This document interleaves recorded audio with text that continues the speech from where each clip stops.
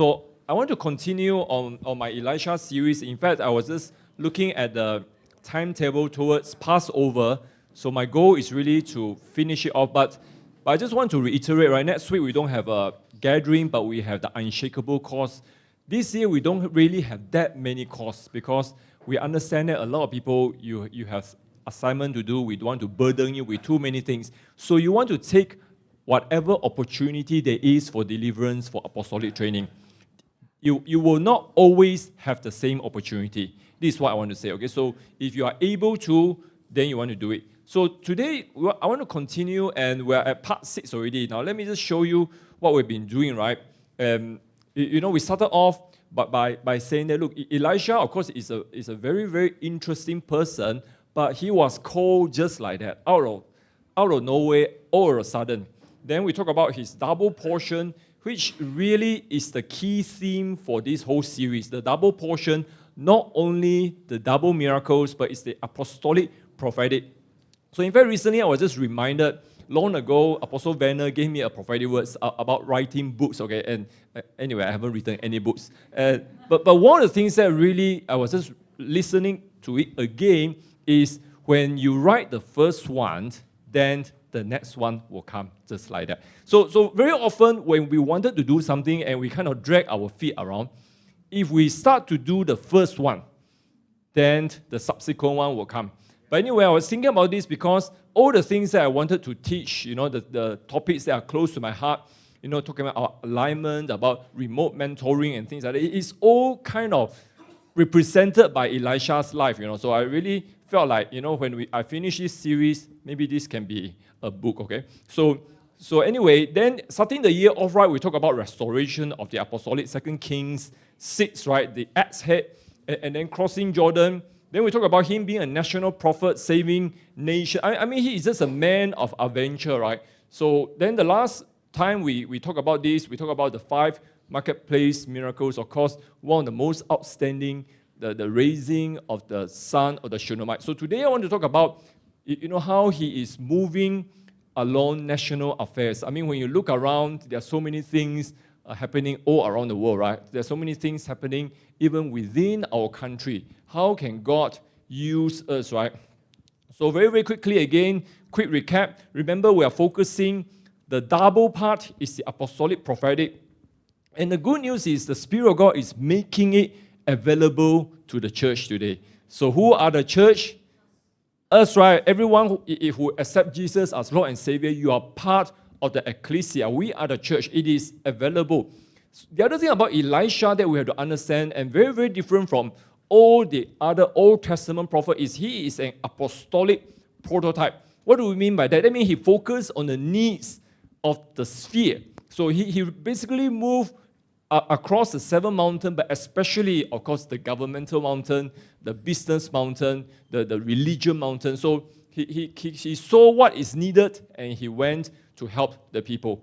Now, why was he able to do that? Because he was originally a marketplace minister. Remember, he had a few, and he had an extremely strong apostolic edge. How we know? Because it is represented by the number, right? He had 12 pairs of oxen.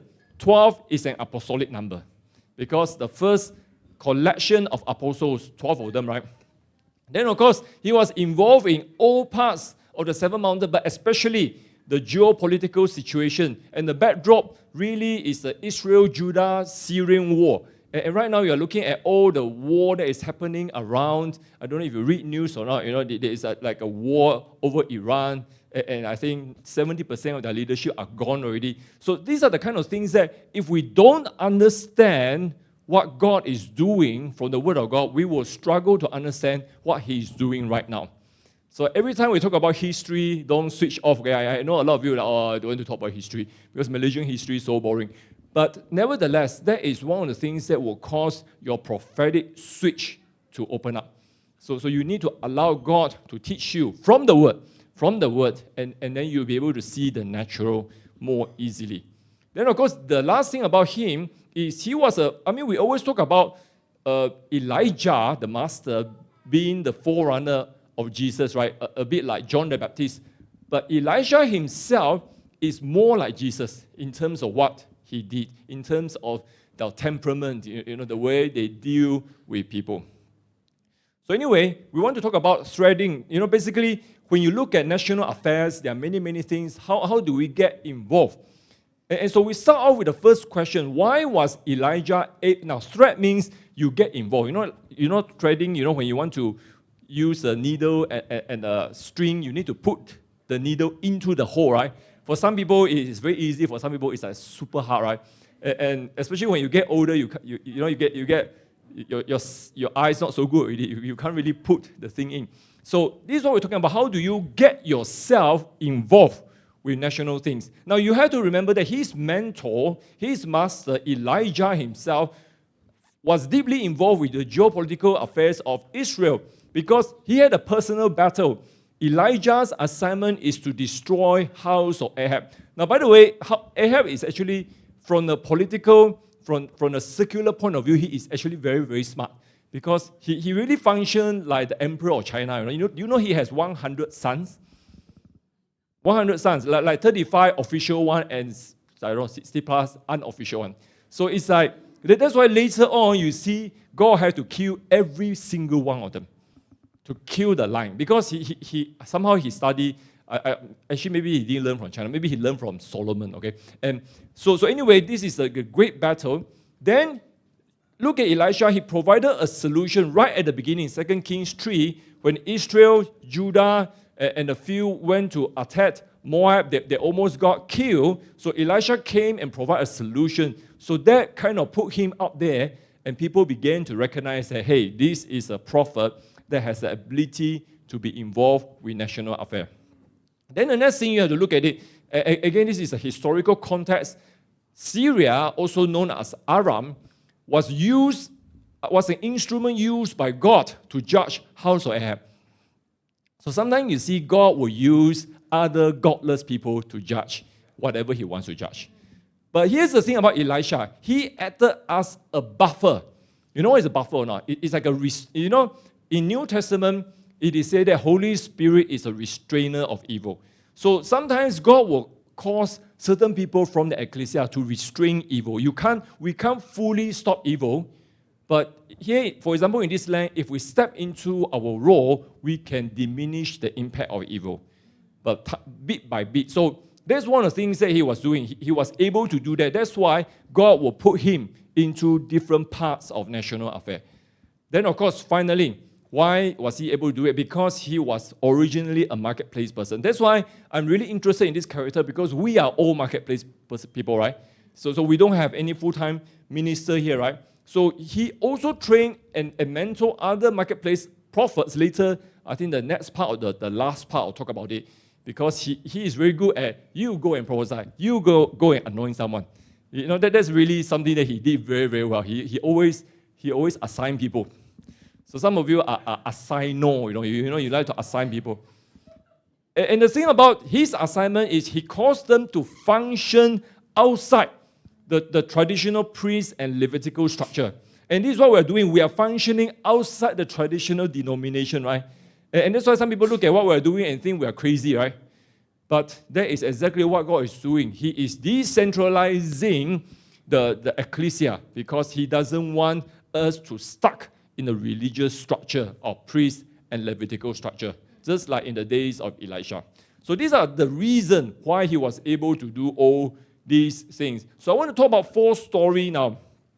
We're not going into the story like very, very in-depth, but more like in terms of how Elisha used all these things to get himself into national affairs. So 4 stories we're talking about. Of course, healing on Naaman, very famous story, right? Then right immediately after that, look at what happened to Gehazi. And it's very serious because Gehazi is one of the more interesting characters. I was like, there are certain things that when you do, your destiny can be broken forever. It's very serious. So Gehazi almost is like a Judas kind of story. Then you look at restoration of Shunammite land. Another very, very interesting story, because what happens when you lose land, especially over war and things like that? Can you even get it back? It's very, very difficult. And finally, of course, I think a lot of prophetic people like this prophetic edge, right? To be able to hear secrets discussed in secret chamber. But I want to just tell you, you don't simply desire this kind of thing, okay? Because it's very powerful, but it's also very deadly. If you have this, people will want to kidnap you or want to kill you, okay? They don't want to kidnap you because they want to use you, right? Okay, let's begin with the healing of Naaman. And so we start off in 2 Kings 5. Okay, the whole story is in 2 Kings 5, 1 to 14. We're not going over all the scripture. You can read it yourself. But let's begin in verse 1. Naaman, commander of the army of the king of Syria, was a great man with his master and in high favor. Everyone say favor. So you see, favor is from God.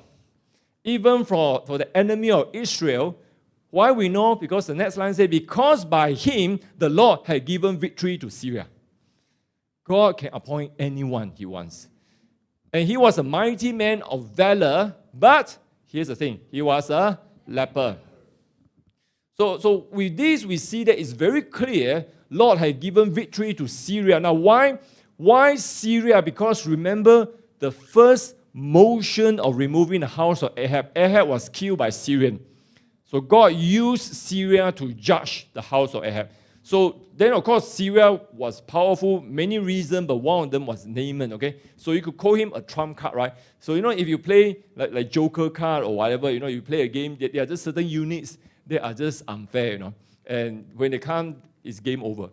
So the word we can use is Syria had been on the ascendancy, they are rising. Ever since Ahab was killed, and things was about to get worse because when you follow the story, later on, Syria came into Samaria. Now, to understand Samaria and Israel, you have to think Samaria, you go back to New Testament, Samaria are considered like a different country, right?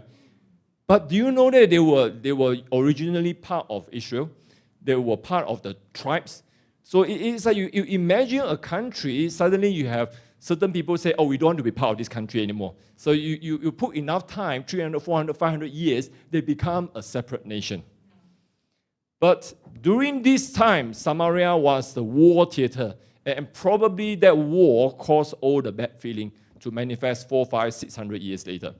So anyway, when Syria was on the rise, in such a backdrop, suddenly you have a slave girl who was kidnapped from Israel and became the attendant to Naaman's wife. And she said, well, we heard there is this prophet, and she didn't even know the name. There is this prophet in Samaria who could heal leprosy. So very interesting that even the people of Israel, they saw Elisha as a prophet in Samaria.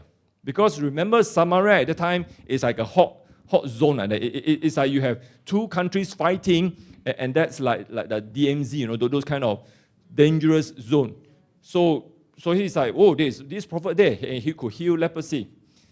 So anyway, Naaman went to ask the king. See, for you to be able to just walk in and ask the king, I want to get healing from the enemy some more. So it's like, it's something really, this is something we see frequently unfold in world affair, right? A personal affair escalated into international affair. And you look at World War I, how it started, right? The Duke of Sarajevo was just killed. And ironically, he was the one who wanted to stop all the war. But his killing started the whole thing. So it's a personal affair, it's a personal healing issue, and all of a sudden, because Naaman had such favor, he opened his mouth, and the king of Syria felt obliged. So the response in verse 5, go now, and I will send a letter to king of Israel. It's like so ridiculous, right? You want healing, I'm going to send a letter to the king. Oh, by the way, I just killed the father of the king. Think about how absurd the whole situation is.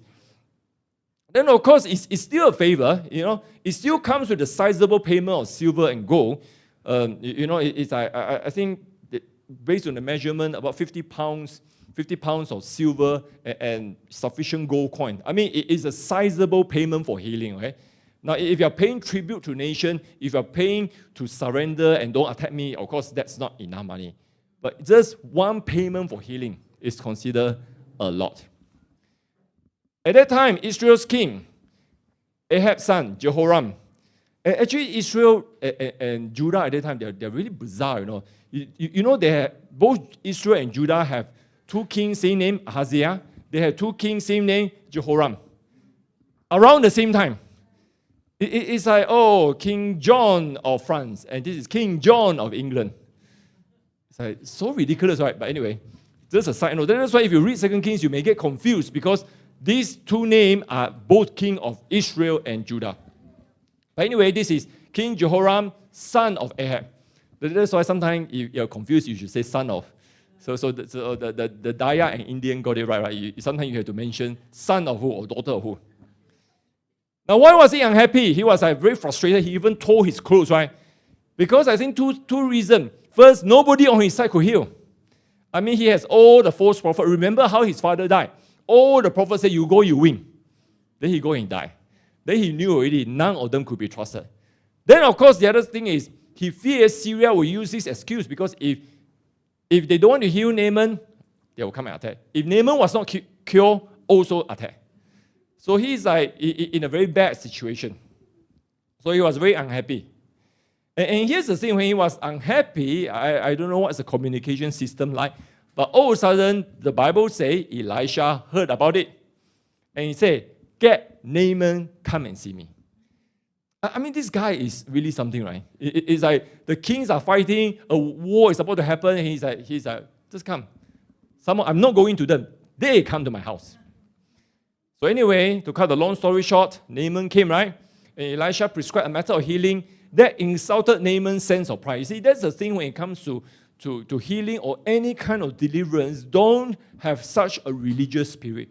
Don't think that. Remember just earlier on, you see, by this time, Elisha was very confident already because remember with the Shunammite women, I think there was a time his faith was really stretched. He had to try many, many things. Remember we said 4 things he tried, right? Gehazi, get the staff, and then close the door, all the things. But by this time, he knows that he is confident on the solution provided by God. So that's why we always have to remember God brings about his purposes in multiple ways, multiple directions. Do not be religious. Look at your neighbor and say, do not be religious. So another way of saying this, of course, is recently we've been saying this as a theme, right? Don't let our warfare become stale.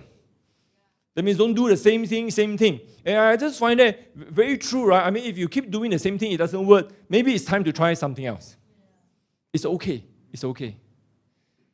So what also saved Naaman, this is the second point, was the fact that his servant, because Naaman was angry and puffing already, right? Then the servant said, hey, come on, this Elisha is a real deal. So that's why sometimes you need people around you that will show you the truth. So this is very important. And very often, that's why leadership, one of the leadership points is this. You want to get people who complement your witness. So some of you, maybe, your personality, you do things very fast, you are very choleric, you are very decisive, but maybe you are not a very detailed kind of person. Then you need someone, you need an assistant, you need a number 2, number 3 that are detailed enough to help you. So this servant came and said, look, this is a real deal prophet. So in the end, Naaman was healed because he was able to humble himself eventually. But the thing about Elisha is, what did he gain? He gained influence. Everyone say influence. Because even though later on, you see, Syrian king had a love-fear relationship. Because once later on, he was able to hear things, right, in the chamber, and they want to kidnap him. But towards the end, remember that the Syrian king came and gave a lot of gifts. So that's why I say love, fear. If you are a national prophet, you will cause love, fear from all the people, especially leaders of nations. So the important thing is he gained influence, and he will use it to help Israel in days ahead. All right, let's talk about the next story, which is immediately linked Gehazi's greed, right? So this is a very interesting character in the Bible. I frequently think about him because he seems so destined for greatness, right? He is like the main protege of Elisha. Much like how Elisha was main protege of Elijah, right? But then his destiny was cut short by a major mistake. So we saw the whole story, 2 Kings 5:15 to 27, immediately after the healing of Naaman, right? So, but of course, after Naaman was healed, he wanted to give the money. And what did Elisha say? I don't want your money. So the first thing to consider, why did Elisha so adamantly refuse any reward for Naaman? I mean, if you do something even from your enemy, they want to pay you, can you receive money? I mean, if you pray for someone and they got here and they say, oh, I want to give you something to bless you. Are you going to take it? Yeah, why not? Why not? Don't have such false humility, okay? But here's the thing. You have to understand where Elisha is coming from. So we got the hint in 2 Kings 5 verse 8. Because this is what he said. Let Naaman come now to me, that he may know there is a prophet in Israel. So right from the get-go, we know Elisha wanted to demonstrate something. Because Israel at that time, especially after years of rule under Ahab and the family, some people would say Israel has been God forsaken. So he wanted to demonstrate Israel still has a legitimate prophet, namely myself. So anyway, his style is really something, He's just basically challenging them, come and get me if you can. And so they come. So what did he actually do, Gehazi? So after the whole incident, he went behind Elisha's back and requested for a reward from Naaman, which Elisha had refused. So it's not only a lie, this is what we call a misrepresentation in terms of law, right? So we saw that in verse 22. And this is what Gehazi told Naaman, all is well, my master has sent me to say. See, misrepresentation is when you claim to say something for someone. They never ask you to do that. So in biblical term, even in legal term, it's a very serious offense. Because more than lying, it's actually a breach of trust. There is a trust relationship. There are things that you can do, but now you are doing things which the person who gives you the trust never allowed you to do. Misrepresentation, you falsely utilize, now, it's like a fake voice already, right? And these days people, all the scammers, sometimes they try to pretend different voices and things like that. So that's why you need all the different kind of verification. You falsely utilize the voice authority of another person. So it could be a false signature, it could be a false whatever. So you misrepresent that person. But the whole story, ironically, I find it so bizarre that Gehazi wanted that, but what he requested was so little, right? Like he didn't even request what originally was offered to Elisha. I mean, if you want to take it, you might as well take the full amount, right? Say, I'm going to pay you 500,000. Oh, just pay me 20,000. It's like, what kind of deal is that? This guy is not very smart. But anyway, basically, I mean, it's like Judas, right? He wasn't even paid so much, right? I mean, you think about Judas, the amount of silver pieces, very little, right? Very, very little. But here's the thing, when you're consumed by covetousness, when you're consumed by that greed and mammon, it's like you just have an inch that needs to be satisfied. So this is unfortunately what happened to Gehazi, okay? So anyway, the story continues. He was cursed with leprosy.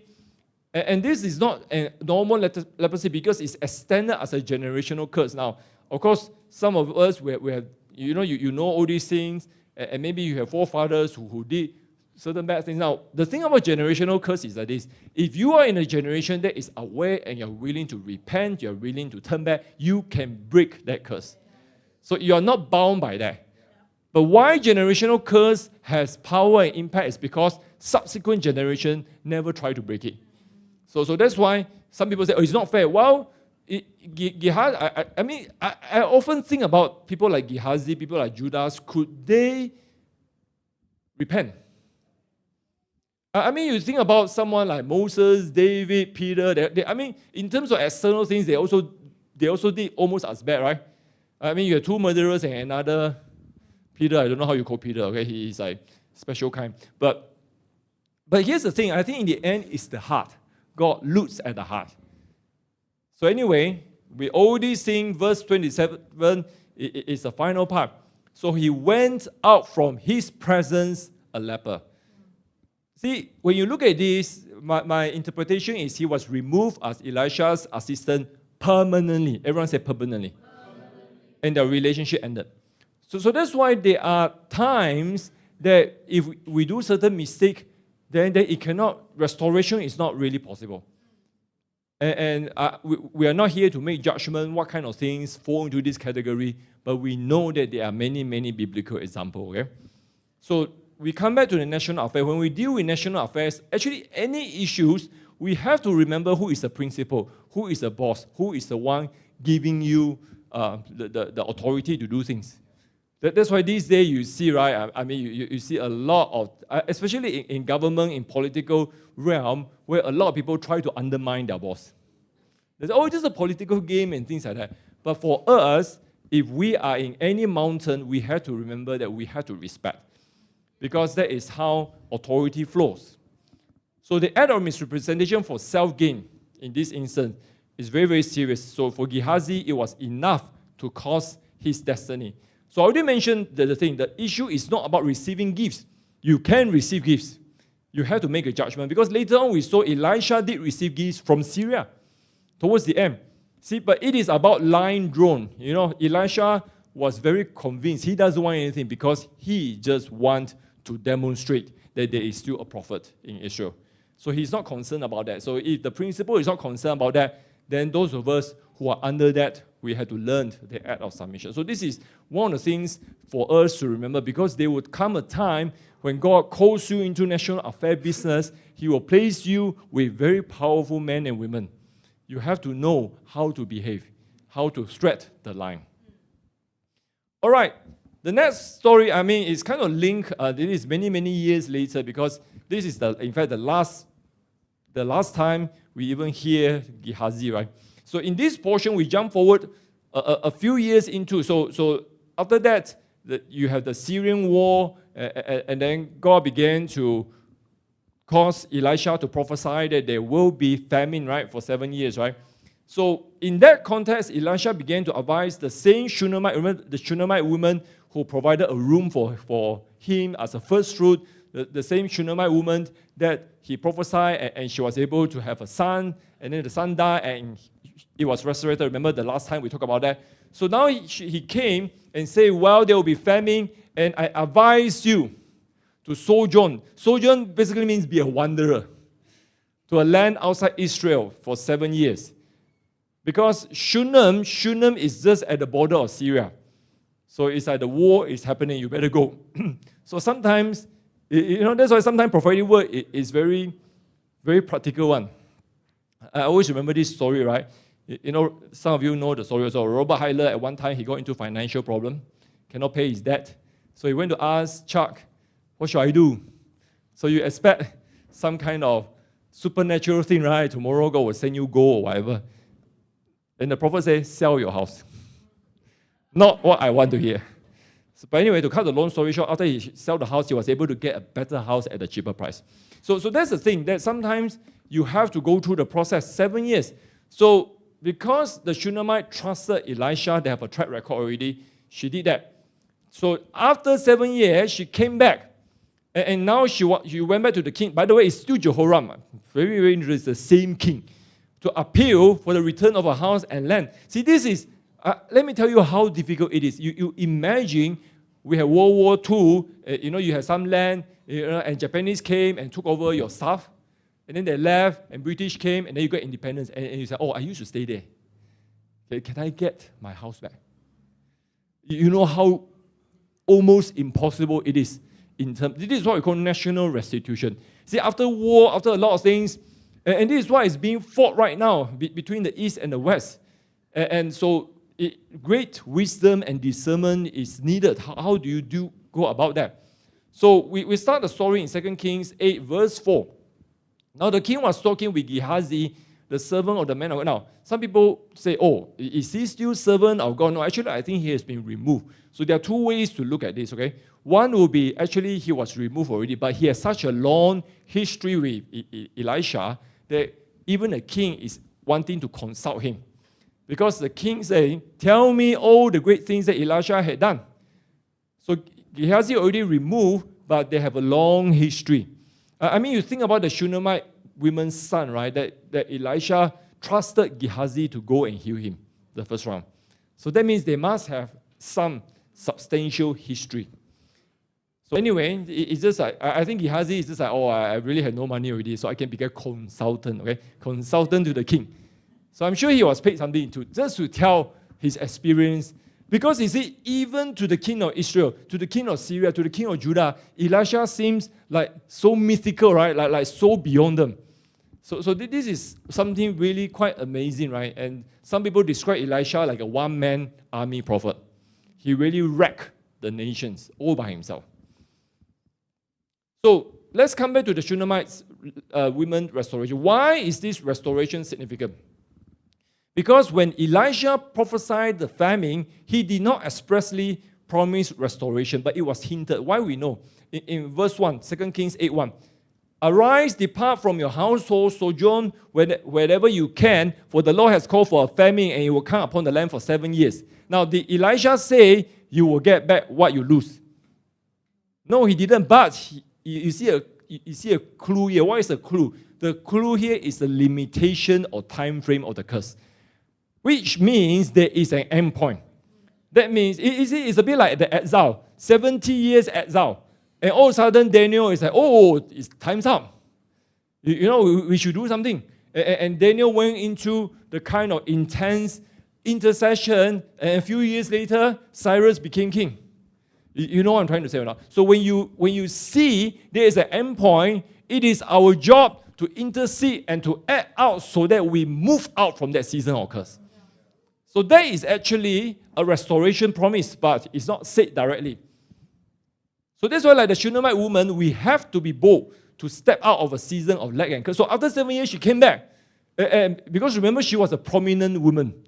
And I'm quite sure she's somewhat politically correct. Do you still remember the first time Elisha asked her, what do you want? Do you want some cable in the government? Remember, that's what he offered. But she said, oh, I'm my own person. That means she is secure in her prominence. She is somebody, but she doesn't want to get involved too much with the political, governmental realm. But nevertheless, she is still sufficiently prominent that she can walk to the king and say, can you restore my house and land? There are times the cycle of wilderness ends. But when that ends, it is up to us whether we step into a season of possessing. That's why the year of 6, right? 2026, the year of pay vow, right? This is the year of possessing our inheritance. Because whatever wilderness you have, I don't know what's your history or things like that, but that season has ended. So that's why I really believe by Passover, many of us should be stepping into a season of possessing our inheritance. So that's what this Shunammite woman did, okay? And she got it back. Okay, the last story. It looks like it's going to be shorter than 45. Okay. So, secrets in the chamber. Now, how many of you, when you read this story, you are like, me, I want.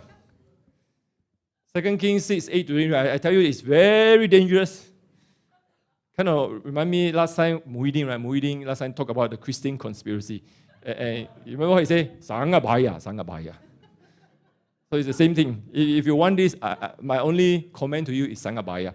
Okay? So anyway, this was, so all these stories not in chronological order. It was before the major war campaign in Samaria, before the 7 years drought, right? So Israel and their allies were under siege.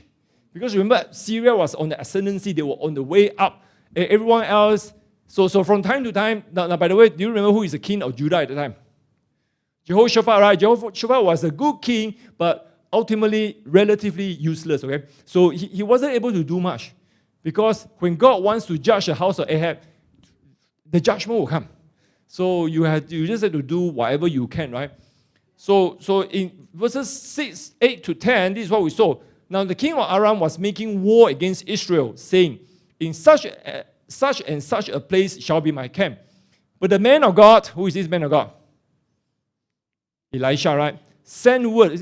This guy, how he communicates, how he sends, seems like he has a whole network of communication, right? But the man of God sent word to the king of Israel, saying, be careful that you do not pass this place, because the Arameans are coming down there. And the king of Israel sent scouts to the place, so that he was on guard there more than once or twice. Basically, he knew where the Aram king is coming, and he will evade him. So you have to understand at that time, if there is a confrontation, Israel will lose. They cannot win a direct confrontation, but they can survive by playing hide and seek. And that's what happened. Now, a few things that really, really interesting. Now, one of the most interesting things is the fact that Elisha was helping Israel. Remember, so this king is Jehoram, but earlier in the incident, 2 Kings 3, Elisha met Jehoram's brother Ahaziah, and he said, I don't want to help you. because your father Ahab is crap. By the way, Jehoram is also the son of Ahab, the other son. So it kind of caused you to think, right? Why Elisha now helping? Right? The first time you can still say, well, maybe the first time because he wanted to save Jehoshaphat. 2 Kings 3. So this is something we have to think about. But here's the thing we have to understand.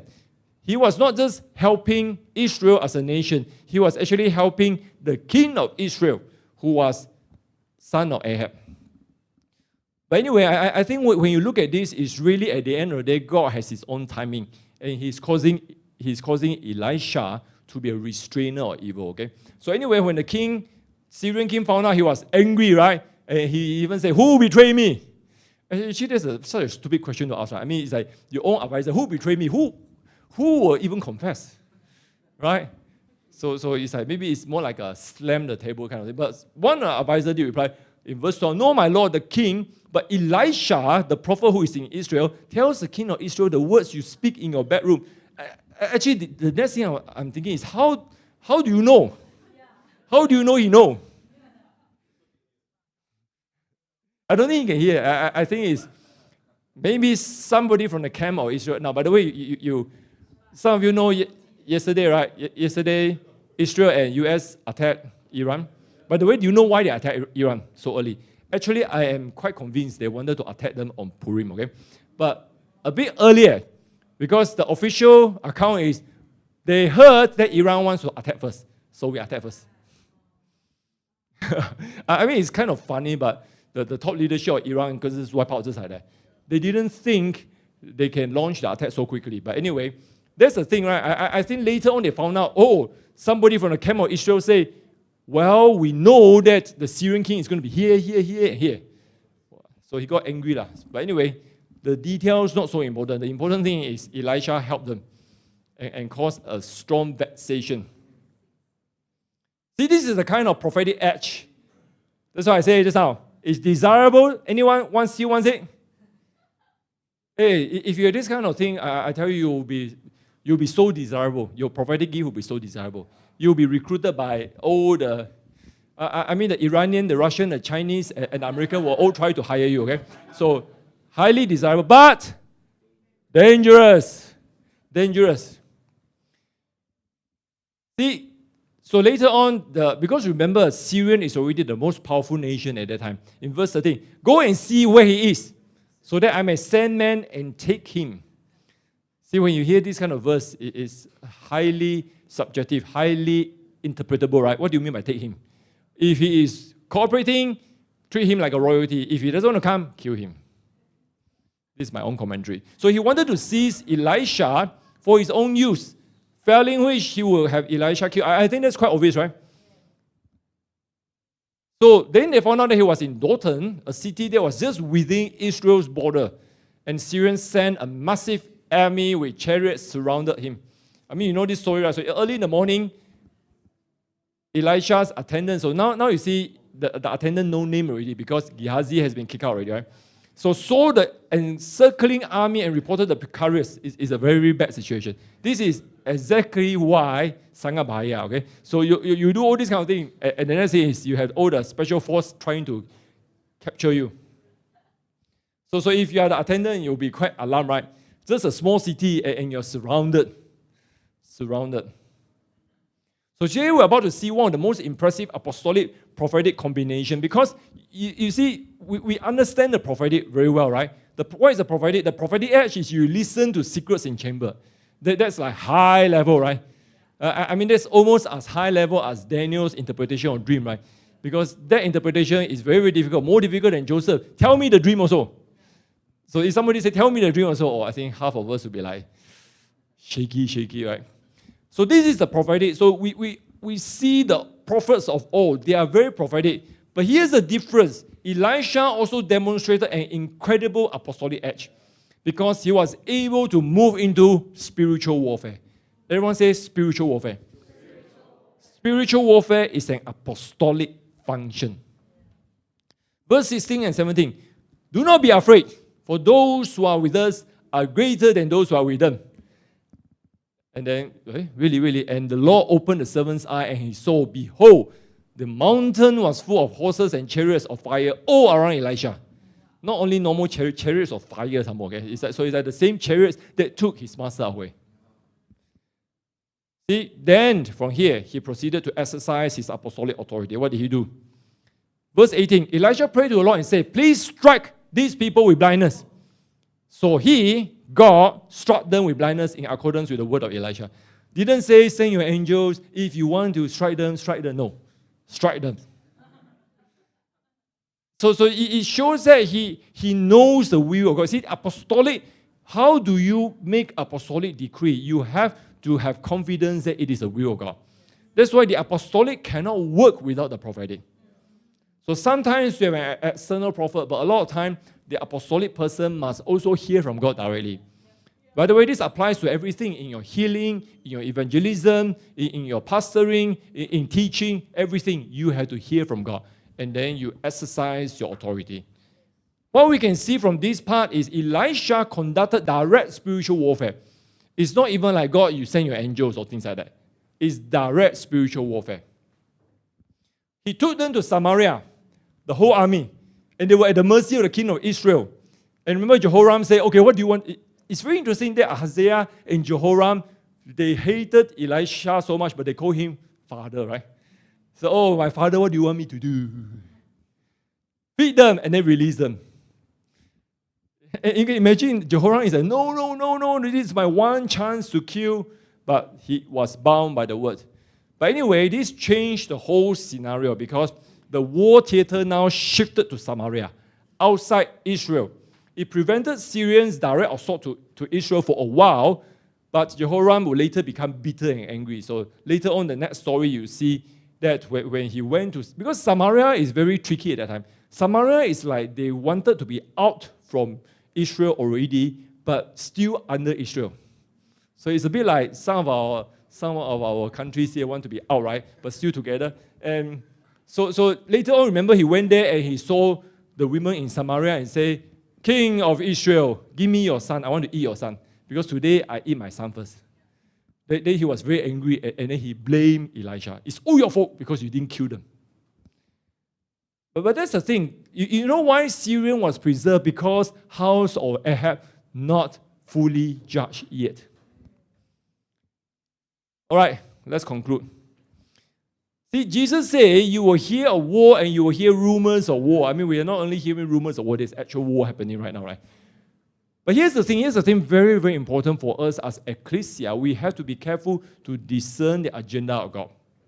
So what did he do? See, for Elisha, he literally tamed all the kings surrounding him, right? Israel, Judah, Aram, all the minor nations. They all are very scared of him. Don't know how to deal with this guy, right? And Elisha, he understood his role. His role is to restrain evil. That's why even though God wants to judge Israel, but God still wants to preserve them, still wants to preserve Judah and Israel. That's why Elisha had a role to restrain evil. Then he demonstrated God's apostolic prophetic power whenever possible. Hear the secret in the chamber, then do direct spiritual warfare. He is trying to give us a model of what we can do in the marketplace. Then Elisha showed God's mercy in restoration. See, in all the national affairs, it's very easy to forget that people are suffering. In all the geopolitical issues, they are. Of course, you look at what's happening around the world, and especially with President Trump really operating under the spirit of Darius, right? Doing what is necessary, you get people who suffer. So God still shows His mercy, but at the same time, there is judgment in subordination. Look at Gehazi. So you have to understand that Gehazi represents someone in the house. We don't go and judge people outside the house, but people in the house we have to judge. So that's why when we talk about judgment, it will come to the house first. But again, to conclude why he's doing in all these episodes, he combined prophetic apostolic edge and that allowed Elisha to be used by God to shake nations over and over again. So just kind of look at all the four things, and maybe some of the things are more relevant to you. Healing of Naaman now, not just healing, but God can cause you to have some kind of interaction with powerful people, high-level people. Gehazi is great. This is talking about we have to make sure our house is right. That if something is on, I hope this never happened to any one of us. that someone can be removed permanently. But it happens, so we have to watch our heart. Then, Shunammite woman, of course, she had a great history with Elisha, but she saw the season of wilderness and she took the opportunity and said, I want my promise. I want my inheritance. And she got it back. And secrets in the chamber, some of you want it. It's desirable, but it's also dangerous. But I really believe some of you, I heard before, some of you say you want it. So it's okay. God will give you the grace to do it.